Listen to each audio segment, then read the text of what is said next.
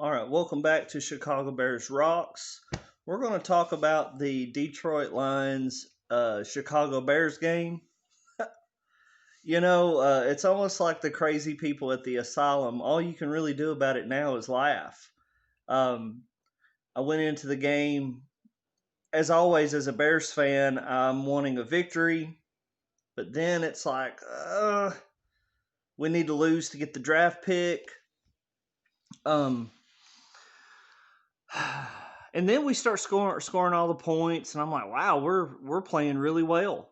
We're playing a lot better than what I thought we would, and Mitchell Trubisky's doing his typical playing well. The first thing I saw in the game that pissed me off, that showed that there's this quote on the Tape Never Lies that just cracked me up. He goes, we're playing soft as puppy shit. That's the name of this season in Chicago for me. Soft as puppy shit.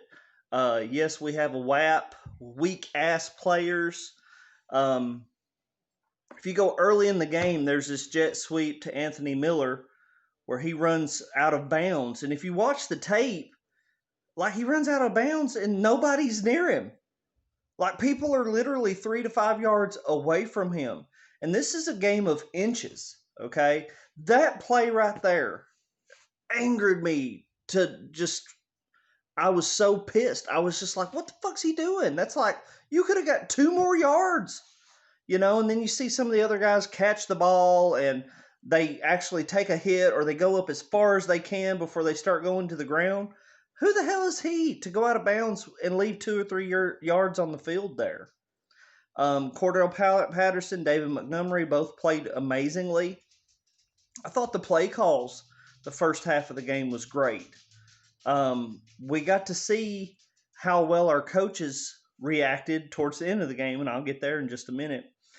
But, when you got a guy like Anthony Miller and Allen Robinson on the team, and then Wims, which he got to start to get his one big catch of the game over Riley Ridley, a guy that goes down the field and blocks for the runners, blocks for the wideouts. It's just frustrating when you see players giving their all and they get benched for players that are, you see Allen Robinson and Miller, they do this with their shoulder.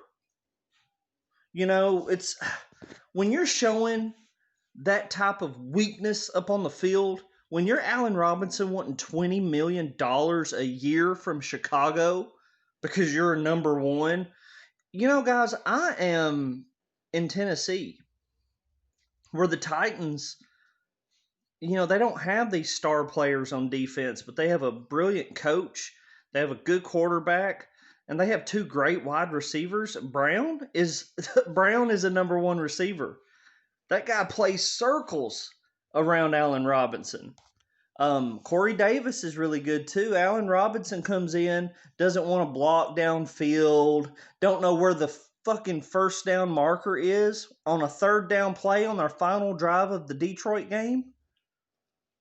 That's because him and Miller have made it in their mind that they're somebody, and they're not going to get hurt.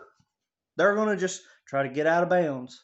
They're going to fall before they get tackled. It's a joke. They're spending more time liking tweets about leaving Chicago, about how bad Chicago is. I don't want that. Get it out of here. Get it gone. Do not sign these losers to our team. I don't give a shit how good they are.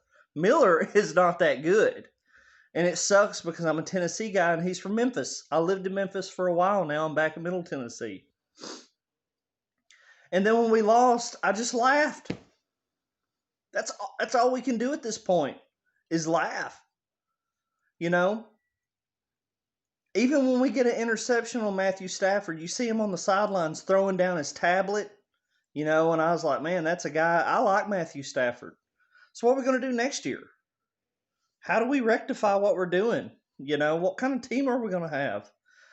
The coach smugly said he justifies the fumble. He justifies the play. He goes, oh, we threw the ball because of the chances of an interception or running the ball and getting a fumble. This reminds me of him trying that field goal on like what, second down last year, and we missed the field goal instead of just trying to go up as many yards as you can. It's like second down. He goes, "Oh, we'll just do a field goal." This guy, he's not a head coach. I made a tape called Matt Nagy's Revenge, and I said in that tape is we're about to find out what kind of coach we have. We're about to find out if he's a guy that's got his back to the wall. What's he going to do? How's he going to overcome this situation with our backs against the wall? Is he going to make some changes? Is he going to grow from what he saw? But no, he's too worried about hugging our players in the locker room. Oh, we care. We care. You know what? Most fucking NFL players care. Okay? We need them to play on the field. We need them to play smart. We need them to play like they have been trained. But what I see is when you guys got Allen Robinson, smugging his shoulders, rolling his eyes. If a quarterback throws it to a different receiver besides Miller, watch him.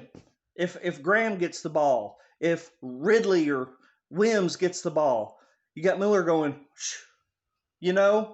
You got these guys that are too busy worried about the reactions on the field instead of playing and performing.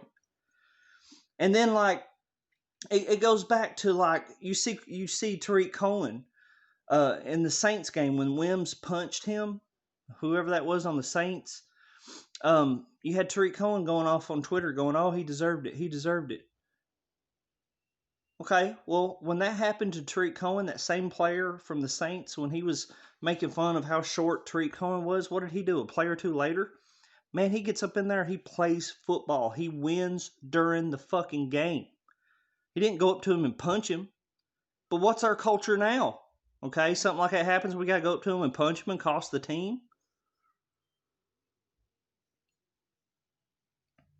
The Detroit versus Lions game, we were soft as puppy shit. And now we've got a quarterback coming this Sunday that we didn't even interview. I hate saying we, because I would have interviewed him at least. But we didn't even look his way in the draft. We had our mind made up on Mitchell Trubisky. We had our emotions. Our mind was made up. And that emotional, I'm going to give you a hug, you're so sweet to me attitude, where the fuck has it gotten us? When the Bears team was great, you had guys like Buddy Ryan, which was one of the biggest assholes in Mike Ditka, one of the biggest assholes that played on a team with a bunch of assholes. And look how well they played. Lovie Smith was great, but he also had Ron Rivera and other guys as well. I just think Chicago, I don't know what's going to happen. Usually if you change your GM, they get to pick a coach.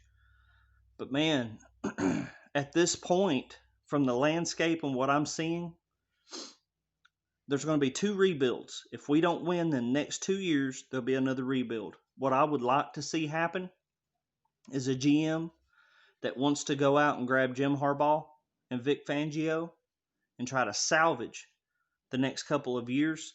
You guys over here saying, "Oh, we're going to get Dak Prescott or something like that." We can't afford $40 million. So you're going to be looking at a Jameis Winston. You're going to be looking at a Cam Newton. Why? Because it's all we can afford. That's where we're backed up at right now. We're fucked.